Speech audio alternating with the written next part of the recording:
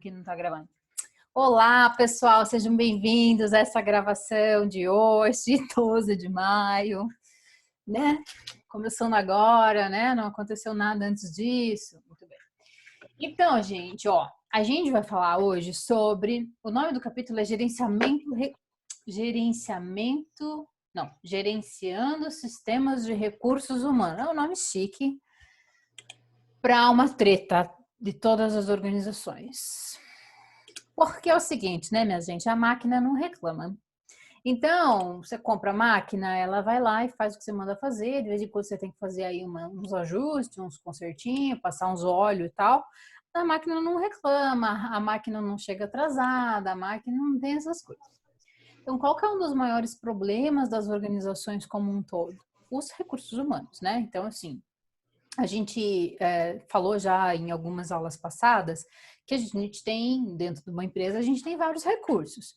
E aí tem recurso lá financeiro, tem a própria fábrica, o escritório, a gente tem os equipamentos, tem as máquinas, tem recursos aleatórios. E um dos recursos que sempre são considerados, você fala muito dos recursos humanos. Aí teve um tempo, assim, uns anos aí atrás, o povo começou assim, tipo, chamar as pessoas de recursos é uma coisa meio chata, né? Não é muito bonito e tal. Assim, de fato, né? Se você pensar que se você for assim ao pé da letra, você está equiparando uma pessoa a uma máquina, e aí a gente não pode considerar que uma pessoa não tem mais valor do que uma máquina, etc. Então, concorda, né? Concorda? Então, aí teve todo um movimento assim mais social de chamar as pessoas assim de talentos, né? Então teve uma época que em vez de chamar o departamento de RH chamavam Departamento de Administração de Talentos, administrando talentos. Teve o outro também que chamava, como é que era? Não vou lembrar, daqui a pouco eu lembro. Aí mudavam o nome do departamento. E aí, assim, claro, era uma tentativa de mostrar que não, a gente tem um reconhecimento especial, a gente considera com um carinho especial as pessoas e tal, né? Mas, assim, em termos práticos mesmo, a coisa não muda muito, né? Porque você tem que gerenciar essas pessoas dentro da sua empresa de alguma forma. Então, esse tempo aí, né, foi muito forte, as pessoas estavam nesse esforço, né, para não chamar de recursos humanos, porque achavam pejorativo e tudo mais. Isso já passou um pouco, já voltou um pouco, né, a lógica de recursos humanos. Às vezes falam assim, gerenciamento como é que é? De pessoas, né? Então, assim, é tudo a mesma coisa, tá? Então, assim, o nosso objetivo aqui não é a gente desconsiderar ou considerar mais ou menos as pessoas que trabalham. A questão nossa é aqui, tá? Como é que eu faço para gerenciar isso? E esse que é um dos maiores, assim, eu ia dizer problemas e dificuldades, mas isso seria muito, muito pejorativo. Um dos maiores, das coisas mais complexas, ou assim, mais delicadas de gerenciar dentro da organização. Porque vocês sabem que nós estamos falando de pessoas diferentes, com personalidades diferentes, com interesses diferentes, que têm perspectivas diferentes, que têm, né, algumas querem crescer na carreira, outras querem que não enche a paciência dela e elas só querem fazer o trabalho delas. Aí tem o cara que gostaria de entrar mais tarde, tem o cara que gostaria de começar mais cedo, tem o cara que queria estar em outro departamento, tinha outro cara que queria ter mais autoridade sobre aquilo que ele faz, mais, né, poder de decisão e assim por diante. Então, você tem uma infinidade de coisas dentro da empresa que você tem que considerar, que você tem que aprender a gerenciar. Então, a gente vai continuar falando aqui recursos humanos, mas só para vocês saberem que vocês podem ver por aí uma tentativa de suavizar isso, né, para não ficar essa coisa tão assim, pesada como recursos. Então, aparece talentos e tal. Outra coisa que foi um grande movimento alguns anos atrás foi a coisa de não falar mais funcionário também. Funcionário fica chato, tal, não sei o quê. E foram passando, né, para colaboradores, de novo, para talentos, para, né, coisas do tipo. Mas assim, então a nossa grande questão aqui não é fazer essas discussões aí que são mais culturais, sociais e tal. Nosso objetivo aqui é tentar entender quais as complexidades disso e como que a gente, como gestor, consegue, né, lidar com as equipes, como a gente consegue gerir essas equipes e assim por diante. Então, essa seria bem a lógica aqui do que a gente tem para tratar hoje. Então, vamos lá. Deixa eu pegar esses slides aqui. Aí, eu tô com esses slides aqui, não é isso que eu quero usar. Esse aqui. E aí, é uma coisa aqui que a gente vai tá, então aqui, né, tem uma definição, né, que a gestão de recursos humanos, a gente usa muito a sigla RH para recursos humanos, né? Em inglês a gente também usa HR, que é Human Resources. Então, isso vai aparecer bastante na literatura. E a ideia de gestão de RH, gestão de recursos humanos, é essa lógica de você encontrar, então, encontrar no sentido de contratar. Então, o pessoal de RH, o pessoal de gestão de recursos humanos está sempre nesse processo de contratar pessoas, né, e achar as pessoas certas para fazer as coisas específicas que está se procurando. E é o pessoal também que está responsável por desenvolver e manter as pessoas certas, obviamente, para trabalhar na empresa naquela coisa certa. Então, uma das coisas assim importantes, vocês estão vendo o meu slide, né? Então, ai, cadê vocês? Tá. Então, assim, uma das coisas assim que são principais para o pessoal que estuda RH é muito essa coisa assim de, não é simplesmente contratar alguém, é manter essas pessoas, desenvolver para que elas fiquem, claro, cada vez melhores. E outra coisa que seria importante é, ter a pessoa certa para a coisa certa. Então, uma das coisas assim que para desenvolver um bom gestor de RH é que ele comece a ter uma percepção mais aguçada de fazer esse match, né? Tipo uma coisa meio Tinder mesmo, né? Tipo assim, essa pessoa aqui, ela tem as características necessárias, aquilo que é suficiente ou que seria importante para uma coisa específica que eu tenho aqui. Então, um dos movimentos que seria importante para quem faz gestão de recursos humanos é entender muito bem do cargo ou do trabalho que vai ser desempenhado. E aí, assim, né? O cara lá quando você tem uma grande empresa, você normalmente tem o cara do RH e tem o cara lá do departamento. Então, é comum, assim, né, numa indústria, por exemplo, você ir lá contratar, você falar, eu preciso de um comprador. Aí você vai falar com a... Tô pedindo pra atualizar o negócio aqui. Você vai falar lá com o pessoal do RH. E aí, o pessoal do RH, eles não entendem de compras, porque eles não são compradores, eles são gestores de RH. E aí, o que acontece? Eles têm que ter um certo treino para conseguir falar com o cara que está pedindo esse trabalhador, esse funcionário novo para compras, que ele especifique melhor aquilo que ele está procurando. Então, em geral, o cara de recursos humanos vai começar a fazer perguntas para aquele que está pedindo, né, o funcionário, para o cara que está pedindo, no nosso exemplo aqui, um funcionário para um comprador. E aí ela vai começar a perguntar, ou ele, né, a pessoa do RH, vai falar assim, olha, mas o que você quer? Qual que é a característica que você quer que ele tenha? Ele seja uma pessoa comunicativa ou mais quietinha? Você prefere que seja uma pessoa que já tenha experiência na área ou você prefere treinar essa pessoa do zero?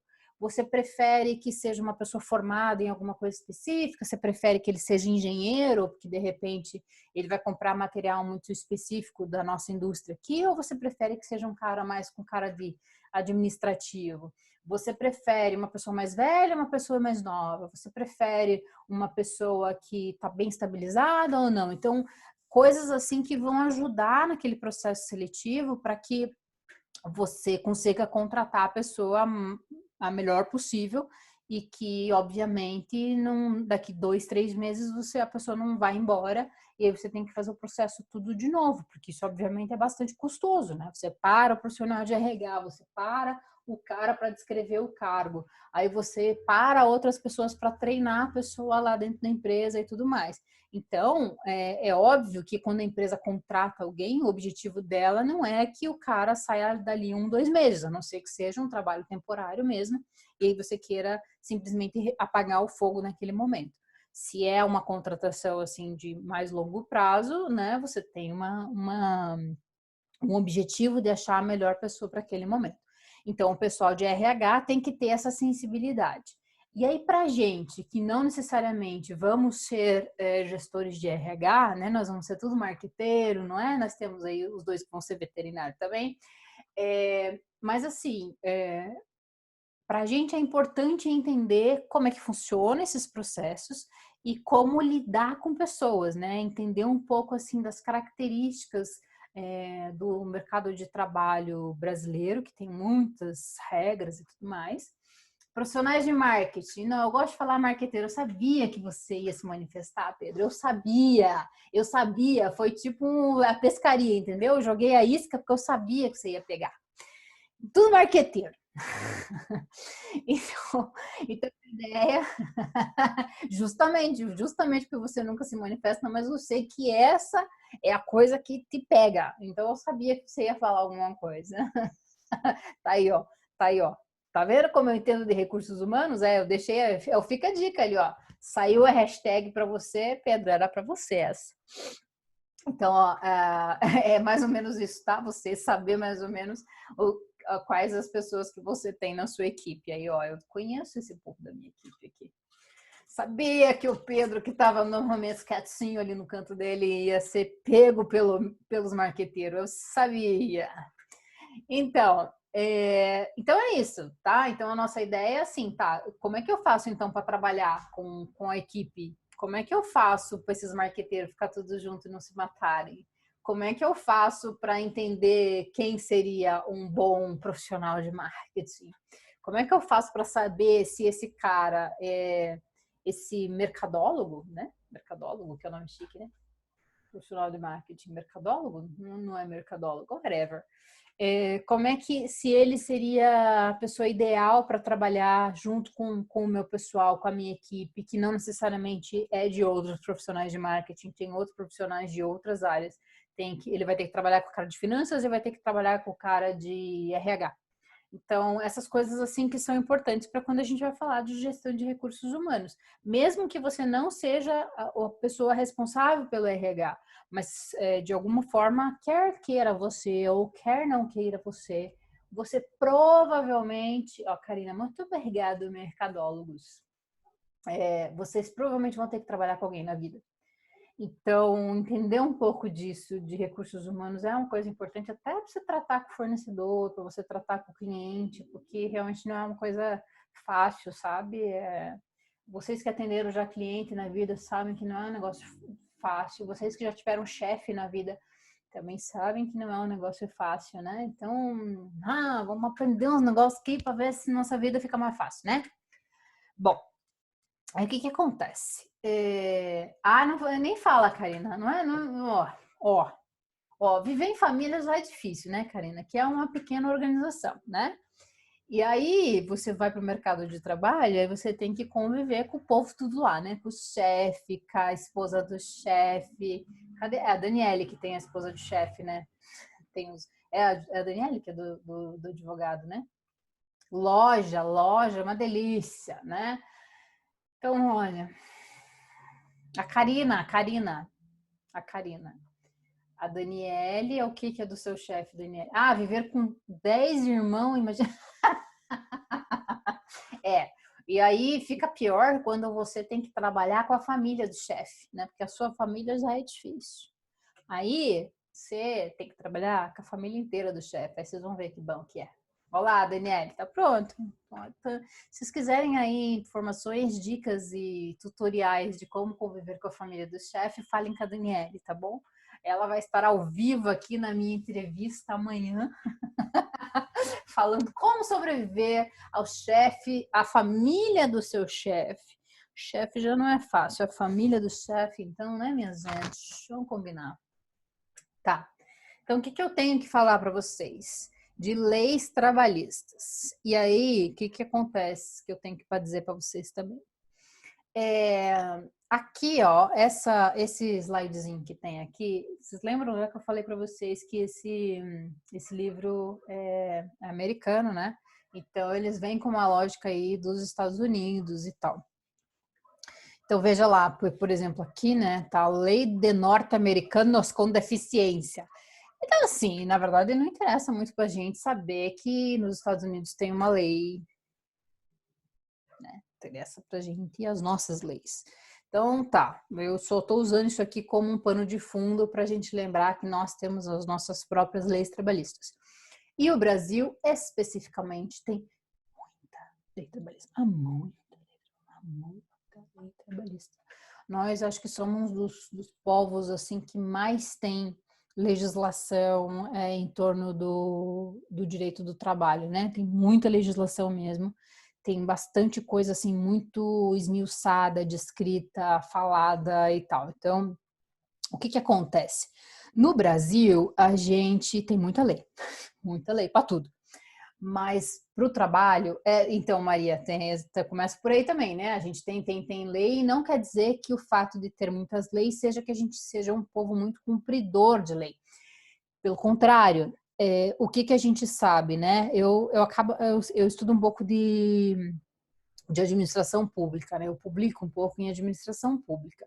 E aí uma das coisas que a gente olha muito é a coisa da lei, né? A quantidade de lei que tem, como é que essas leis agem no país onde ela tá e tal. Desculpa, me deu vontade de espirrar, para não espirrar eu bocejei. Então, eu fico pensando, cara, a pessoa que vai assistir isso depois, aí fica pensando, o que é isso, né? Então, Karina, nós estamos numa situação muito delicada, tá? Porque aí no Brasil, a gente é um país bastante legalista. A gente tem muita lei para tudo.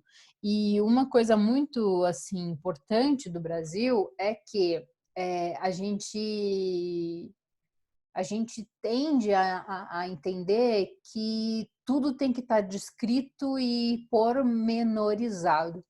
Então, se você vai olhar a legislação americana, por exemplo, você tem leis um pouco mais gerais. E aí eles entendem que o bom senso faz com que você compreenda aquela lei no caso específico. Então, é mais ou menos assim: não pode discriminar uma pessoa para contratar ela. Pá, eu tô pegando um exemplo aleatório, tá? Não estou pegando uma lei específica, mas vamos dizer que seja isso. Então, digamos que a lei americana seria assim: não pode discriminar pessoas no mercado do trabalho. Pau. E aí, se tem uma lei como essa, eles têm uma lógica muito assim: bom, não pode discriminar, então tá, não vai discriminar ninguém. Então, isso é para o chinês, para o oriental, para o negro, para o deficiente, para a grávida e seja lá o que for. No Brasil, a gente tem uma tendência de ser muito específico para tudo. Então, a gente acha que a gente tem que descrever tudo das leis. Então, assim, não pode discriminar uma pessoa no mercado de trabalho.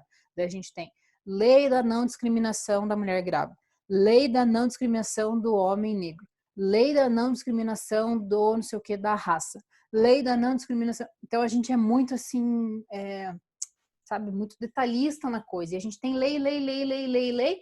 E aí o que acontece? Como a gente tem essa tendência de ser muito descritivo e muito assim pormenorizado, como é que as pessoas daí tem uma característica que é o jeitinho brasileiro, né? Porque aí o cara que vai fazer a defesa, ele vai dizer, não, mas não tem uma lei aqui que fala desse caso específico. Então, às vezes vira até um tiro de culatra, sabe? Porque aí não tem especificação para tudo, porque seria humanamente impossível, né, especificar tudo. E aí, às vezes, a coisa fica assim, mas não tem uma lei especificamente sobre isso. Mas se não for escrito brasileiro, não entendo, não concordo, mas sempre tem um infeliz. Então, é isso mesmo, Giovanni, é o que eu estou falando para você. A gente tem uma característica enquanto povo que tudo tem que estar extremamente escrito, explicado, determinado e tudo mais. Só que, o que acontece? A gente veio de uma tendência dessa, né, de muitos anos para cá, e aí, se não está escrito que não pode, pode. Que é essa característica da legislação brasileira, principalmente para o setor privado. Para o público é o contrário, tá, Nicolas? Para o servidor público ou para as organizações públicas, eles só podem fazer aquilo que está escrito na lei e não pode fazer nada que não esteja determinado na lei. Ao contrário da privada, a privada pode fazer qualquer coisa a não ser que esteja dito na lei que não pode. Então, essa é uma característica bem importante aí para a legislação brasileira. Por isso que muitas vezes as coisas federais, as coisas do governo, elas demoram tanto para agir com determinadas coisas, porque se não tiver amparo legal, elas não podem atuar naquela situação, né? Então, digamos assim, sobrou lá um caminhão de milho na estrada e seria bom para alimentar os porquinhos da Universidade Federal. A universidade não pode receber essa doação se não estiver escrito na lei que ela tem a possibilidade de receber doações para esse tipo de fim. Então, essas coisas assim que acabam, né, tendo características aí no Brasil. Mas daí vai o bom senso. Se eu não tivesse essa característica, iria querer que me excluísse por isso? Eu não entendi a pergunta da Karina. Eu estou aqui no chat, ao vivo, na nossa live. Agora estou lendo os comentários. A Karina pergunta, mas daí vai o bom senso. Se eu não tivesse essa característica, reticências. Iria querer que me excluísse por isso?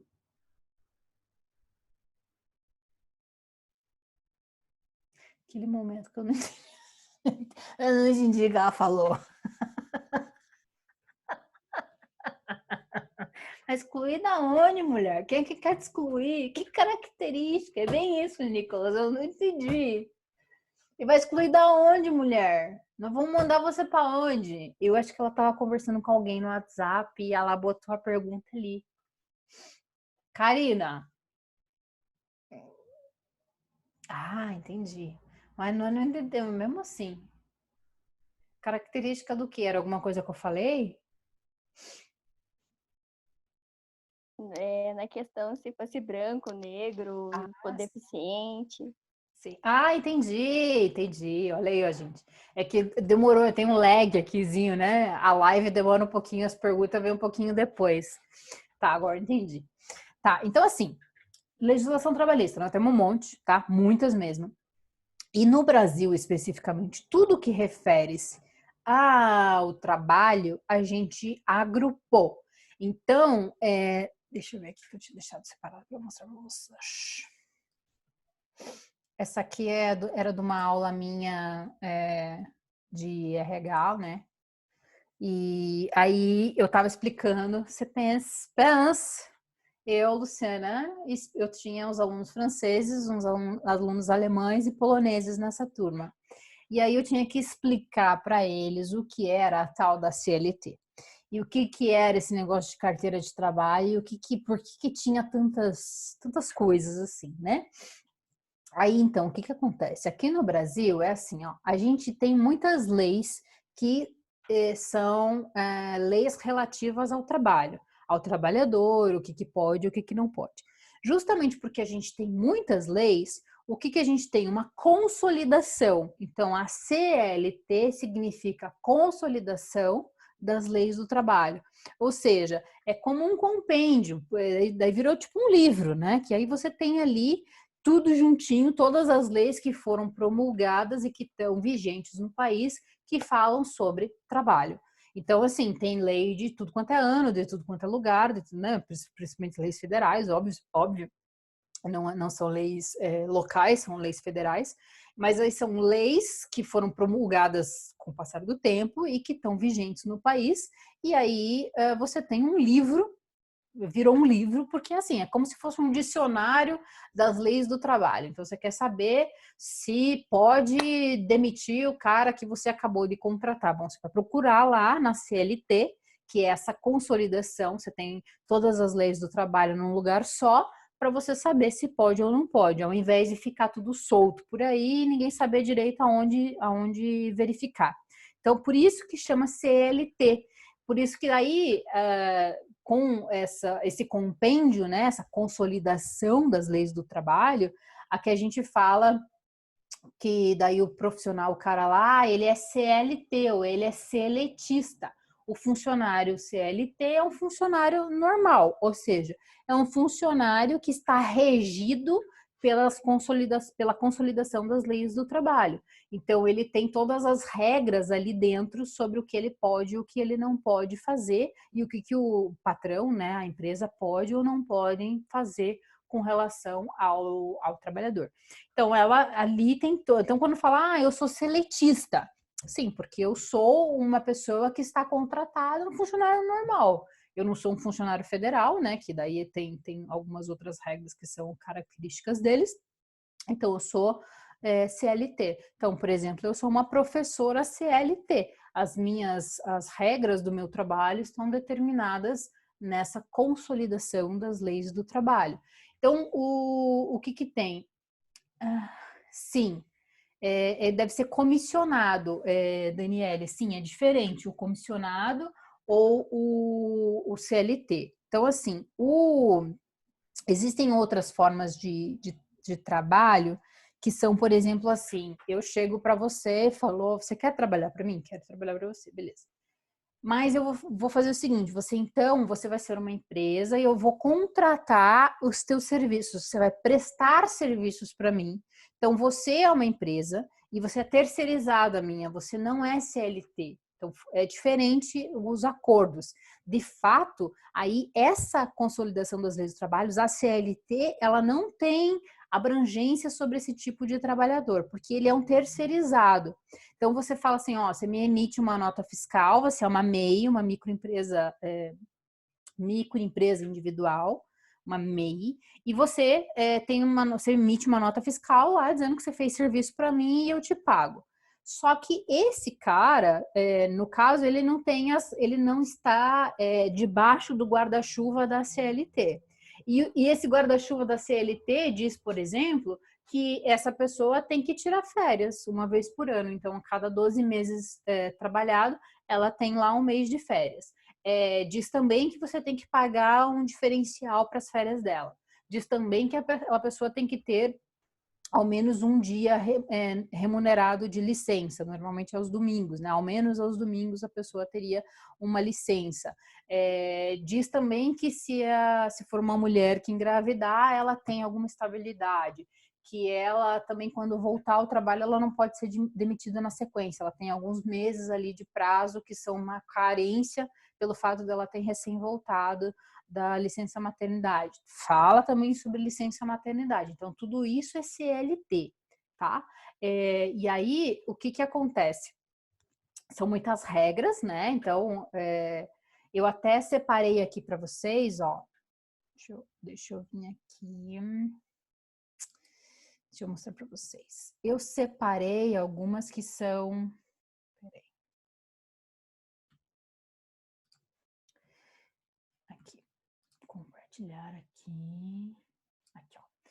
Eu peguei um guia básico de legislação para gestores de RH e eu subi isso aqui para vocês lá no Blackboard. Estão vendo esse negócio azul assim, escrito Guia Básico da Legislação Brasileira? Deixa eu achar vocês. Gente, esse negócio de duas telas aqui me deu uma complicada na vida, viu? Deixa eu falar para vocês. Bate-papo. Não é esse que eu quero. É esse. Aqui, vocês. Sim, tá ótimo, tá. Então, ó, eu subi isso aqui lá no Blackboard para vocês, que é de uma empresa que trabalha aí com RH, né? E aí eu peguei esse aqui porque ele tem uns detalhezinhos aqui que pode ajudar vocês a entender mais ou menos o que a gente tem, que é o mais básico sobre CLT, tá? Então, ó, começa ali, ó, falando sobre admissão, jornada de trabalho, remuneração, férias, benefícios previstos em lei, afastamentos e demissões. Então, isso são coisas que a gente precisa saber. Por quê? Porque se a gente contratar alguém CLT, e a probabilidade de ser CLT é sempre muito grande, tá? Eu sei até que vocês até levantaram essa questão, muitas empresas tentam fugir um pouco desse tipo de legislação, porque ela realmente é uma legislação bastante dura, bastante rígida para o empresário, né? Porque assim, a gente tem uma característica no Brasil de muita defesa do trabalhador, né? Então, assim, teve muito movimento social para ter esse tipo de resguardo do trabalhador. Então, assim, nós temos uma legislação que é bastante dura, e então, assim, frequentemente algumas empresas tentam usar outras formas de contratação para não ser tão pesado para a sua folha, né? Freelancer é um caso, Maria, com certeza, porque deve ser contrato o trabalho do cara, né? Só que assim, se você contrata um freelancer, você não pode exigir dele as coisas que você poderia exigir se ele fosse um CLT. Então, por exemplo, se você contrata um freelancer, você não pode exigir o horário de trabalho dele. Você não pode dizer para ele, olha, você vai trabalhar das 8 às 6. Por quê? Porque isso seria uma contratação CLT. Então, se você contrata um freelancer e você determina o horário de trabalho dele, você determina coisas que são características de um funcionário CLT, você pode ter problemas. Então, assim, é muito delicado, sabe? Porque aí as empresas ficam tentando contratar como terceiro, Ricardo, acontece também. O estagiário, o menor aprendiz e o jovem aprendiz, eles sim estão previstos na CLT, tá? Então, existe regra específica para isso. Aí, ok, existem regras para isso. O que frequentemente as empresas fazem, e aí eu não estou dizendo que são todas as empresas, tá? Eu estou dizendo que existem algumas empresas que fazem assim e outras empresas que fazem porque faz mais sentido para ela, que é contratar esse terceirizado, tá? Por quê? Porque aí você não fica com o encargo, toda essa parte da CLT fica para longe de você. Então, é frequente, por exemplo, em empresas que têm representante comercial, elas contratarem um cara e dela falar assim, ó, você vai ser meu representante comercial, você vai representar aqui a minha, sei lá, minha marca de shampoo, tá bom? Tá bom. Então é o seguinte, você vai abrir uma empresa, você vai ser um microempreendedor individual e aí você me emite uma nota fiscal do teu trabalho como representante. E aí eu te pago uma comissão, te dou uma grana aí que vai ser tipo um básico assim, né? Como é que chama aquilo? Esqueci o nome. Tipo um salário assim, que vai lá todo mês, vai dar uma grana lá pro cara, que é meio que uma ajuda de custo, vai. E aí o cara emite uma nota fiscal do trabalho dele todo mês, né? Então, assim, isso é uma forma de você não ter um trabalhador CLT, que daí é diferente com relação a férias e tudo mais. Assim, por daí experiência própria, e eu vou falar isso para vocês aqui meio que em off, tá? Frequentemente, eu não estou dizendo que é todo mundo e não estou julgando ninguém por fazer isso. Estou dizendo o seguinte, que frequentemente esse tipo de contratação é para evitar a coisa da CLT, que ela é bastante dura, só que, em geral, ela acaba caindo em coisas que a pessoa não poderia fazer, que a empresa não poderia exigir, porque ele não é CLT, tá? Então, isso aí dá muito rolo na justiça, porque daí o cara que trabalhou frequentemente consegue provar que ele tinha um chefe, então o trabalhador terceirizado não pode ter um chefe direto, que ele tinha horário de trabalho, que eles tinham quase um ponto, né, de trabalho, também não pode ter ponto de trabalho, que aí ele não tinha alguns benefícios que o CLT tem, né, tipo férias, remuneração, hora extra e tudo mais. Então, isso assim, super abunda na Justiça do Trabalho esse tipo de situação. E aí aquele negócio, né? Vai de cada empresa entender o que faz mais sentido para si e o que é melhor para si, etc. Aí grandes empresas como a própria PUC, empresas, né, de maior porte, evitam esse tipo de situação, né, preferem contratar CLT para não ter esse tipo de risco associado à sua empresa. Então, empresas de maior porte evitam fazer esse tipo de coisa. Como não registrado e terceiro é a mesma coisa? Não. Porque é o seguinte, o terceirizado, ele tem que emitir uma nota fiscal para você, né? Então, ou para ser terceirizado, você seria quase como um fornecedor de mão de obra. Então, ou você é o funcionário de alguma empresa que está sendo terceirizada, então, vamos pegar exemplos aqui para ficar um pouco mais fácil. Então, digamos que eu sou a Coca-Cola e eu quero contratar um cara para fazer um trabalho para mim. Aí eu vou lá e vou contratar o Ricardo. Eu tenho uma opção, eu posso contratar o Ricardo direto, falando, ô Ricardo, você me emite uma nota fiscal aqui e a gente está tudo certo. Ou eu posso contratar a empresa que o Ricardo é funcionário. Também existe essa possibilidade. Assim, ainda assim, eu estou terceirizando. Então, eu Coca-Cola, estou contratando a empresa Bebidas Paraná, que o Ricardo é funcionário. Aí o Ricardo é CLT da Bebidas Paraná, mas ele está fazendo um trabalho para mim, porque quem está intermediando isso é essa Bebidas Paraná, tá? Então, isso seria um terceirizado. Sem registro não é terceirizado. Sem registro, assim, é proibido no Brasil. Então, tá, vamos lá. Na empresa que eu trabalhava, antes de abrir a minha era assim, tinha 2 funcionárias MEI, que tinham horário e tudo mais, né? Mas não parava por aí. Nós tínhamos que fazer cerca de 3 horas extras por semana sem remuneração. Lucas, veja, a legislação diz que não pode, tá? Agora, aí a gente começa a entrar naquela situação assim, tá? A legislação diz que não pode. Só que aí o mercado tá numa situação que é assim, cara, ou eu dou esse jeito, ou eu não consigo dar trabalho para ninguém, que eu não tenho condição de fazer. Ou você pensa, cara, eu vou aceitar, porque senão eu vou ficar sem trabalho. Então você veja que não é uma coisa muito simples, não é simplesmente ter a lei, não é simplesmente existir uma lei que está lá promulgada, é uma questão de mercado também. Manda lá, Ricardo. Então, prof, o pior de tudo foi uma vez que eu trabalhava no Ministério Público. Tá. E, tipo assim, eu lembro, meus pais já foram donos de empresa e tudo mais. Eu tava trabalhando como estagiário no Ministério Público. Uhum.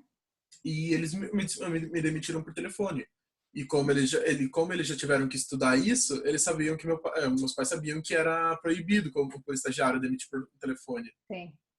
E daí, tipo, eu pensei até em talvez processar o Ministério Público, mas, primeiro, processar o Ministério Público provavelmente não ia dar boa pra mim.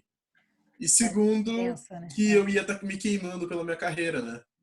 Por Então, causa que o resto da carreira você ia ficar queimado, porque no começo isso você é uma coisa processou. muito delicada, assim, né? Porque, assim, em princípio, a gente não pode... não poderia ter acesso a esse tipo de informação. Então, se um funcionário processou alguma das empresas que você trabalhou e tudo mais, a princípio, a próxima empresa ou as próximas empresas que você fosse funcionário não deveria ter acesso a esse tipo de informação. Agora, entre não deveria e não existir, isso né? Não é tão simples assim. Então, assim, eu entendo também o lado do funcionário que prefere não falar nada, porque, claro, né, a gente fica numa situação extremamente delicada. Outra coisa, Ministério Público. Poxa, o Ministério Público sabe bem, né, o que faz. Mas é uma coisa, assim, super delicada, porque uma coisa que a gente tem que pensar tem lá a empresa, tá? Aí nós temos lá. Quando a empresa é pequenininha, é mais fácil, porque daí você tem o chefe ali, o dono da empresa, e meio que acabou, né? Tem a esposa do chefe só, né, gente? O problema é quando a empresa é maior e que, assim, a lógica de autoridade de decisão, ela está muito distribuída. Aí, às vezes, o gerente de RH toma uma decisão idiota, mas não necessariamente aquilo representa a empresa. Então, é muito delicado. Então, por exemplo, quando você tem uma denúncia de assédio moral ou assédio sexual, seja lá o que tipo de coisa que você tem que é do ambiente de trabalho, então você vai falar e falar assim, olha, esse chefe me assediou moralmente, vamos ficar num assédio moral aqui que é, né? Ele foi grosseiro comigo, ele me humilhou na frente de outras pessoas, e seja lá o que for. O que acontece? Você está falando que um funcionário está dizendo que ele foi assediado pelo chefe dele. Acontece o seguinte, se você for processar esse caso, quem é citado no processo não é só o chefe que humilhou o funcionário, mas a empresa. Por quê? Porque a empresa tem responsabilidade por aquelas pessoas que ela coloca como seus líderes ou como seus porta-vozes. Então, se você tem um gestor, ele tem um cargo e esse cargo foi admitido pela organização. E quando a organização diz assim, vai lá que você é um chefe para mim, então eu tô batendo aqui nas tuas costas dizendo que o que você faz eu concordo. Então você veja que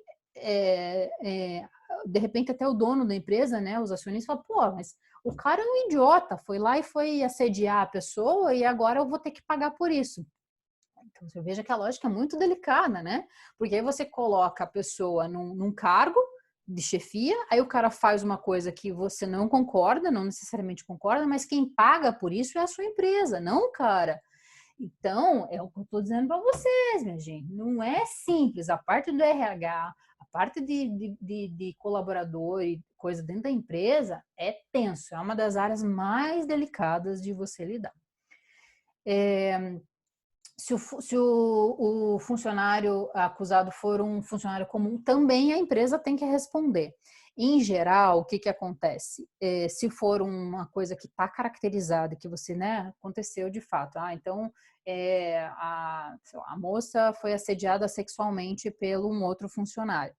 Em geral, o que acontece? A empresa se mostra perplexa, né, dizendo assim, pô, eu não compartilho desse tipo de comportamento e, em geral, o que acontece é que a pessoa que foi denunciada, ela é demitida, né? E, em geral, se consegue demissão por justa causa. Agora, aí um outro problema. Se você demite por justa causa, você tem que provar trocentas mil coisas. Então, em geral, o que acontece? Muita empresa evita fazer demissão por justa causa. Por quê? Porque você tem que ter uma costura muito bem feita jurídica.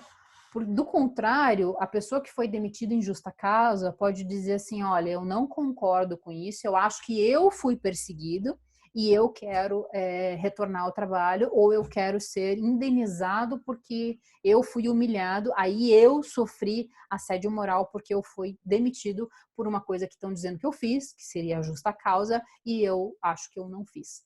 Então, olha, gente, ó.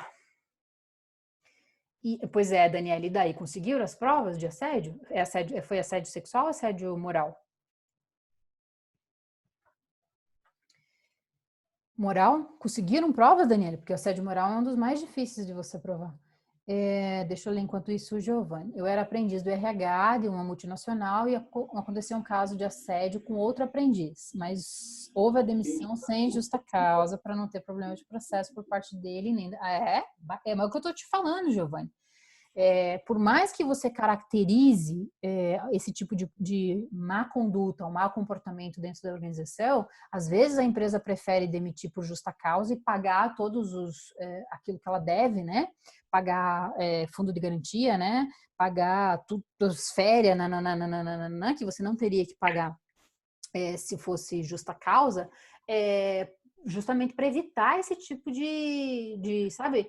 Prefiro pagar agora um pouco mais do que eu ter problema depois na justiça de novo, porque a pessoa vai lá e vai dizer que não foi justo que ela tenha sido demitida. A Daniele, sim, foi feito denúncias de pessoas diferentes, foi passado para advogados, foram vários relatos de pessoas diferentes e ele já tinha histórico. Aí o cara cavou a própria cova, né? Então, aí o que que acontece? Pegando esse caso aí da Daniele e o caso que o Ricardo estava falando anteriormente. Em geral, a próxima empresa, então digamos que essa pessoa aí da Daniele, do passado da Daniele, foi demitida. Ela foi demitida por justa causa porque ela assediou moralmente outras pessoas. Beleza, foi demitida. Em geral, as próximas empresas que ele for tentar um emprego novo não deveriam ter acesso a isso. Elas não deveriam saber que ele foi demitido por justa causa por conta disso. Por quê? Porque é uma forma da legislação fazer com que a pessoa não seja maculada. Sabe aquela coisa assim, o cara era presidiário e depois ele vai procurar emprego e aí ninguém quer dar emprego para ele porque, pô, ele estava na cadeia? É meio que a mesma lógica, assim, sabe? É você não marcar a pessoa. Agora, né? Entre não dever e não saber, são coisas aí um pouco distintas. Karina, na empresa da minha mãe aconteceu um caso de justa causa por roubo. Preferiram fazer acordo. Clássico, Karina, clássico. Aí você chega pro cara e fala, pô, meu, eu sei que você roubou, mas então vamos fazer o seguinte, vamos fazer um acordo aí, né? Então, agora pode fazer acordo, tá? Que é outra coisa também da legislação para vocês saberem. Até o ano retrasado, foi final de 2018, se eu não me engano. A gente tinha, até final de 2018, a gente tinha duas opções para encerrar o contrato, tá? O cara pedia demissão ou você, empresa, demitia. Se a pessoa pedisse demissão, ela não recebia, ela não tinha acesso ao fundo de garantia, o FGTS, e a empresa também não tinha que pagar multa sobre o FGTS. Se a empresa demitisse, ela tinha que pagar várias coisas, dentre elas a multa do FGTS.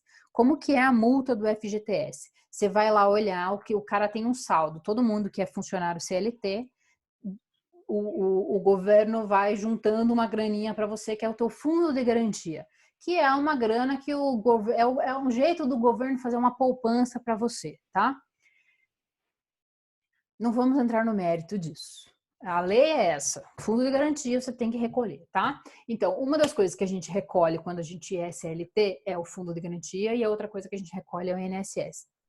O INSS está relacionado à tua aposentadoria, tá? Então, é uma grana também que você vai guardando para lá na frente, quando você se aposentar, você receber a aposentadoria. O FGTS é um fundo de garantia, que é assim, tá?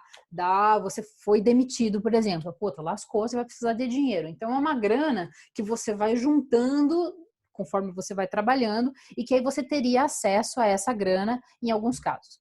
Quais são os casos para você ter acesso a essa grana? Você ser demitido, você construir ou comprar a sua casa própria e caso de câncer, né? Câncer pessoal e doenças assim mais graves, né? Que precisa de mais dinheiro. E tá, não lembro de cabeça, mas se vocês quiserem olhar, tá lá na CLT. Beleza. Então, até então, quais as opções que a gente tinha? Pedir demissão ou demitir. Se o cara pedisse demissão, comprar casa, né, Maria? É, isso. Casa própria. Tá, ainda aí você pode sacar o FGTS. Beleza. Então, o que a gente tinha de opção? Pedir demissão ou ser demitido. Aí o que acontecia? Não tinha meio termo. Então, o acordo que a gente tinha não era legal. Então, se você fez acordo antes de 2018, e muita gente fez, isso era uma prática, era assim, você chegava, assim, você era funcionário e aí tinha lá o cara que era teu empregador, a empresa. Aí vocês chegavam a conversar e falavam assim, não tá dando certo, não, né? Mas não queria pedir demissão, porque, puxa vida, queria ter acesso ao FGTS, seria importante para mim e tal. Aí a empresa falou assim, não, pô, não vou te demitir, porque, pô, é pesado para mim pagar 40% em cima do teu FGTS, né? Então, você pega aquela soma que você tem lá no FGTS e a empresa tinha que pagar 40% em cima. Então, era tipo uma multa, tá? Então, você tinha lá R$1.000, a empresa tinha que colocar 400 em cima, que aí seria a multa do FGTS por você ter demitido o cara. E aí, beleza. Então, tinha essas duas opções. Aí a empresa falou assim, para mim, 40% é muito pesado. Então, vou fazer o seguinte, ó. Eu vou te demitir para você ter acesso ao FGTS. Então, aqui é um acordo nosso de gaveta, tá bom? Eu te demito. Só que daí é o seguinte, quando você, empresa, demite, você tem que depositar, porque aí o governo, a partir dos seus mecanismos, né, ele confere se você depositou, né? Você tem que depositar o dinheiro na conta da pessoa. Aí, o que a pessoa fazia, que fazia o acordo com a empresa? Ela sacava aquele dinheiro e devolvia para a empresa, para ela poder ter esse acesso ao FGTS. Aí, o que vocês acham que acontecia? Frequentemente, o que acontecia? Pensem comigo, entrou uma grana lá na sua empresa, entrou na sua conta, né? Aí o cara pensava, quer saber? Eu não tô mais nem aí, eu vou usar esse dinheiro aqui para ir pra balada e fazer uns churrascos. Então, assim, ó, o Giovanni contando as tretas para nós. Ai, meu Deus do céu. Eu não vou ler isso aqui, Giovanni, porque, né, tá gravado e ninguém vai ver isso aí que você falou. Então, aí o que acontecia? Muitas vezes o funcionário não devolvia o dinheiro, as empresas ficavam, né, mordidas. E aí tinha essa situação. Aí agora, de 2018 para cá, tem um meio termo, tem o acordo. Então, tem a possibilidade de pedir demissão, então aí a empresa não tem que pagar, multa de FGTS. Tem a demissão, que aí a empresa tem que pagar 40% em cima do FGTS, e tem esse acordo, que é assim, tá, eu concordo que uma parte é minha, eu quero pedir demissão e você quer me demitir. Então, tá ótimo, chegamos a um acordo e a empresa daí paga 20% em cima do FGTS. Ou seja, aí o cara realmente leva os 20%, né? Ele só fazia o acordo, Giovanni, ele devolvia. Tá, mas para poder ter acesso ao FGTS. Então tá, não é tão mal assim, né? Então tá certo. A minha não faz acordo, só sai se pedir a conta ou por justa causa. Acho que por isso metade aposentou. Vocês são muito bons, gente. Os depoimentos de vocês aqui parece... Lembra daquele programa da... Como era o nome daquele programa? Márcia, que ela trazia o povo para isso, casos de família, Maria. Eu vou fechar o tempo aqui. É bem dessa aí. Então, assim, pelo menos eu acho que foi um... Aí o gringo da Borja? Oi? Quem que é a pessoa que está aí comunicando-se? Vamos ver. Já desligou. É o Paulo. Paulo, seja bem-vindo a Casos de Família. Você tem um caso de família para contar para nós? Acho que não, acho que ele só liberou sem querer ali. Bom, então tá. Entenderam isso daí, né? Eu acho que foi uma coisa boa, assim, até agora uma funcionária nossa se aposentou e aí ela falou, olha, eu não quero continuar trabalhando, acho que para mim já deu, né? Mas aí a gente fez um acordo, porque, pô, ela trabalhava pra gente há 15 anos, eu acho. Eu queria fechar isso aqui, eu não consigo. E aí eu falei, eu nem queria te demitir, porque eu acho que, pô, 15 anos de história, né? Não queria colocar na sua carteira de trabalho que você foi demitida. Vamos fazer um acordo. E também não acho justo você pedir demissão, né? Porque eu acho que, né, vamos fazer um acordo para você ter uma graninha e tal. A juíza dá uns cortes bem engraçados. Karina. Então, né? Tem de tudo. Tem de um tudo nessa vida. Bom, então, ó, eu deixei isso aqui lá para vocês, tá? Ai, gente, eu tô com 25 telas na minha cara aqui. Deixa eu pôr pra cá pra ver se eu consigo ver melhor. Aqui. Continuam vendo a tela da admissão aqui? Tá. Então, ó, tem aqui, ó, para ver se ajuda vocês, para caso de vocês quererem, assim, o básico do básico da legislação trabalhista, tá? Então, aqui, tem algumas coisas com relação à documentação e prazo. O que você tem que pedir, né, quando você vai contratar alguém. Então, por exemplo, carteira de trabalho, CPF, RG, etc, etc e tal. Se você, documentação de filho é uma coisa que também tem que pedir. Carteira de vacinação dos menores de 6 anos, tem que pedir quando você é empregador. Você veja que, né, é uma forma do governo verificar se as pessoas estão vacinando os filhos e tudo mais, Porque assim, se o governo tivesse que fazer pessoalmente, né, verificar se isso está acontecendo, às vezes é difícil de fazer. Então, ela coloca isso na mão das empresas. Aí aqui tem um pouquinho sobre a jornada de trabalho, né? No Brasil, a nossa jornada semanal são 44 horas semanais, isso dá 8 horas por dia, mais 4 horas no sábado. E isso dá, normalmente são 8 horas por dia. Aí, assim, tem algumas regras sobre quanto de hora extra você pode fazer. Se for uma jornada de 8 horas, você tem que dar o intervalo para alimentação, então isso é obrigatório, né? Que não conta dentro das 8 horas, então normalmente você faz 4, aí você para, aí tem um mínimo de horas que você tem que dar ali para esse período, e aí tem mais 4 horas de trabalho. Isso também mudou um pouquinho. Se são 6 horas, são só 15 minutos, se eu não me engano, de intervalo. Então, assim, tem regras para isso, tá? Não é tipo, a gente faz o que a gente quer. Intrajornada e interjornada, que é uma coisa assim que, pra gente na PUC, veja que interessante, né? Como professor, interjornada é uma coisa que existe uma preocupação do nosso RH. Então, por exemplo, hoje eu estou dando aula, certo? O que acontece? Eles se preocupam porque eu dou aula hoje à noite e amanhã de manhã eu vou dar aula também. Então, o que acontece?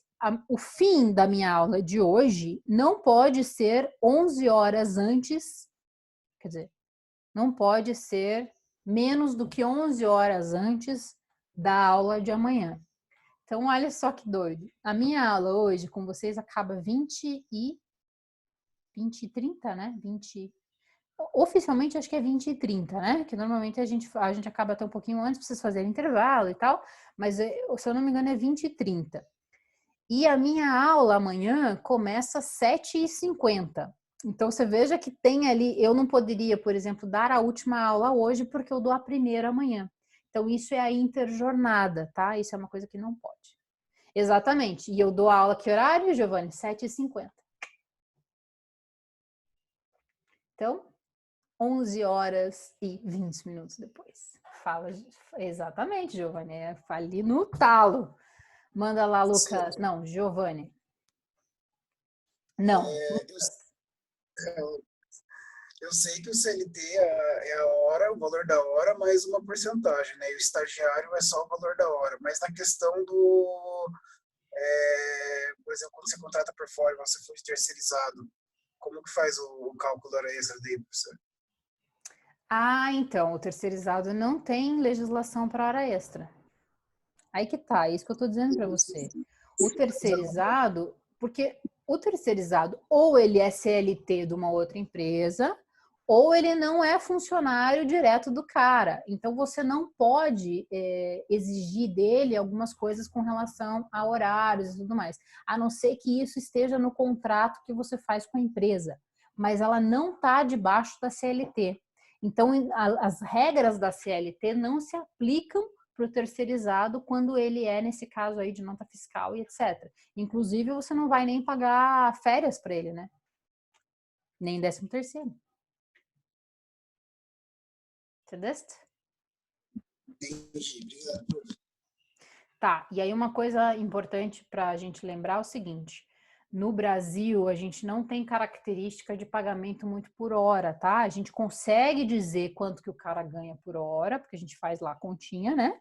Mas a gente tem muito característica de pagar por dia e pagar pelo mês, né? Então, se vocês forem ver, tem mês que tem 31 dias e tem mês que tem 28 e você ganha a mesma coisa, porque a gente não tem característica no Brasil de fazer cálculo de horas trabalhadas ou de dias trabalhados. A gente normalmente paga o mês.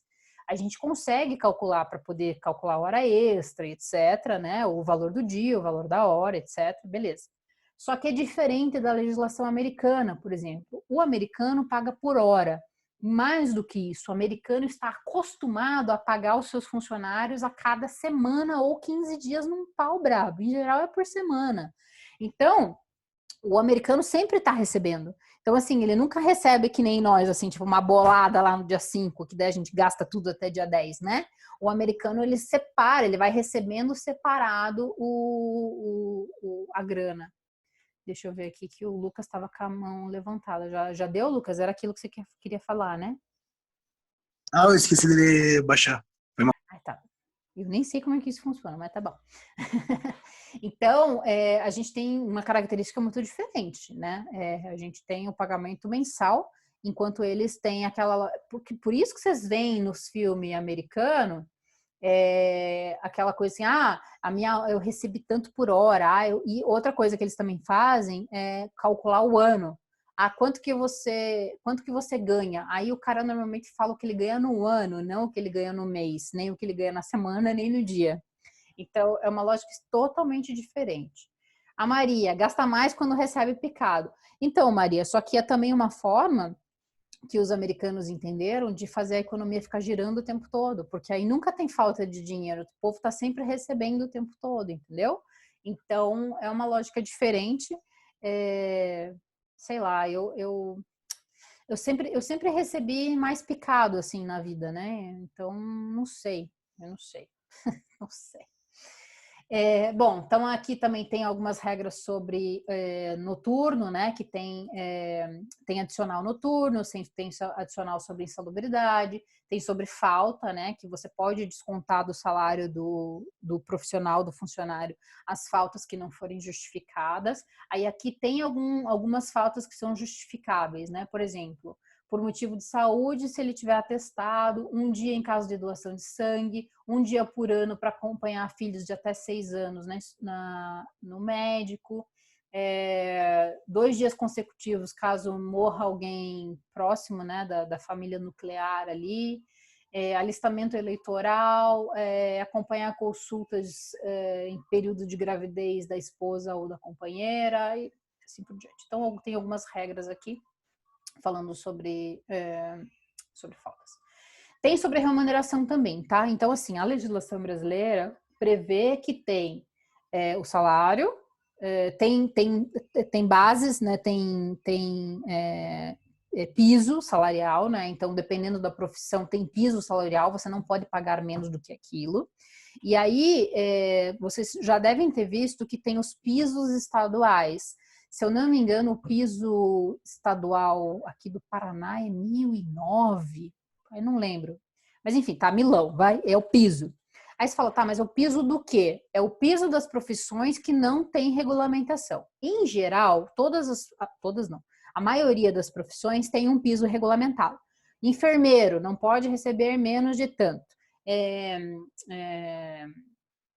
Algum outro, assim, que seja um trabalho assim. Professor, não pode receber menos do que tanto.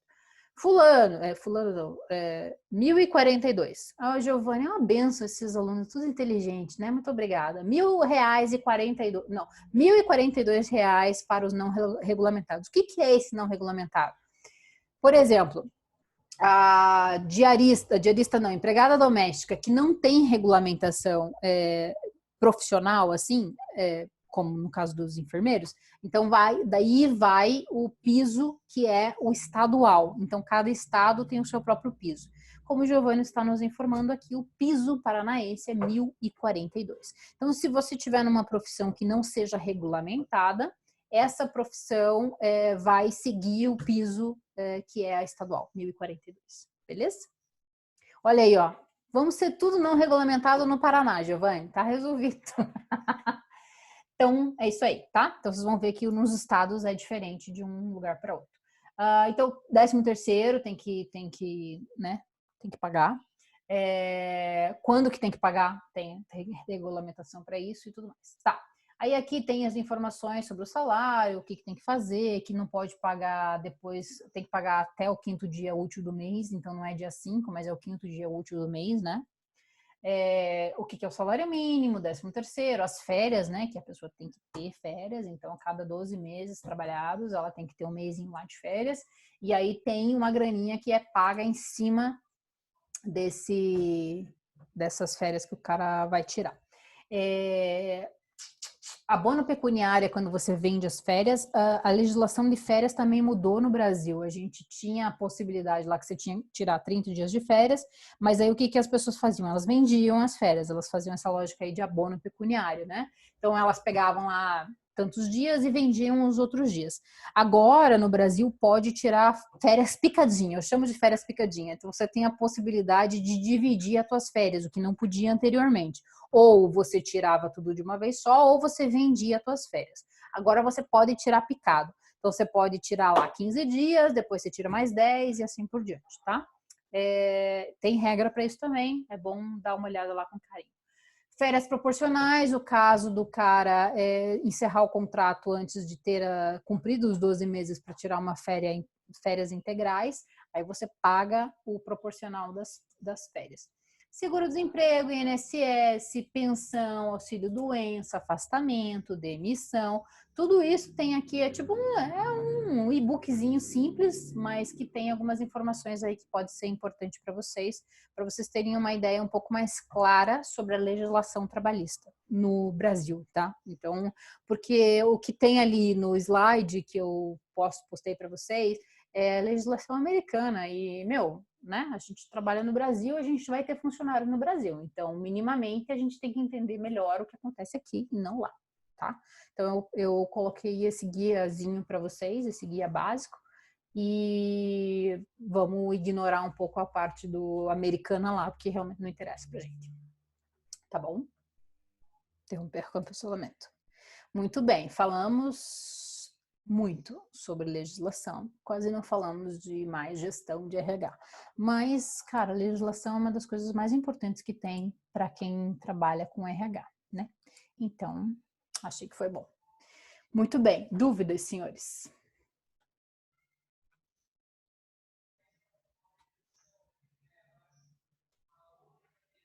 Deu?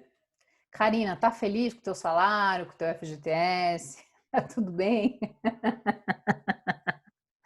Com o chefe, com a esposa do chefe, todo mundo, tá tudo certo, né? Que bom, que bom. Podemos até reduzir esse salário, né, Karina? Tá ganhando muito. Então tá bom, gente. Muito bom vê-los, tá? Nos vemos então na quinta-feira e a gente termina esse assunto aí, que eu acho que, enfim, deu um pouco de pano para manga essa lógica aí legal, mas acho que é bem importante a gente saber essas coisas, até para a gente como funcionário, né? Saber o que a gente tem direito, o que não tem, quais são os nossos deveres e tal. Então a gente volta na quinta-feira, certo? Vou parar aqui a gravação.